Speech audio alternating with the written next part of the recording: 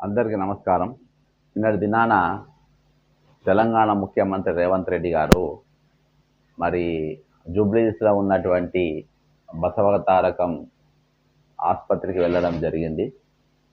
మరి ఆసుపత్రికి వెళ్ళడము, అక్కడ ముఖ్య అతిథిగా పాల్గొనడము తప్పని నేను అంటలేను. మీరు వెళ్ళాలి.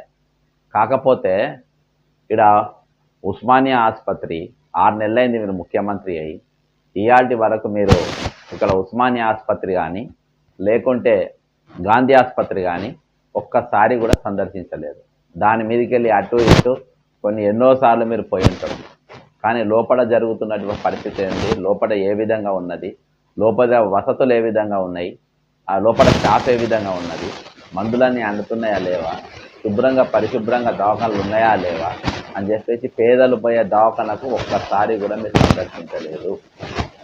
కానీ ఈరోజు మేము తప్పుపడుతున్నది ఏంటంటే, వీటిని వదిలేసి ఈరోజు మీరు టీడీపీ ట్రస్ట్లో నడుస్తున్నటువంటి మీరు బసవతారకం హాస్పిటల్ పైన ఎంత శ్రద్ధ ఉందో అంత శ్రద్ధ పేదల ఆసుపత్రుల పైన కూడా ఉండాలంటున్నారు. వరంగల్ ఎంజిఎం హాస్పిటల్లో 6 గంటలు కరెంట్ లేక పేషెంట్లు స్టాఫ్ దాదాపు నరకయాతన పడ్డారు.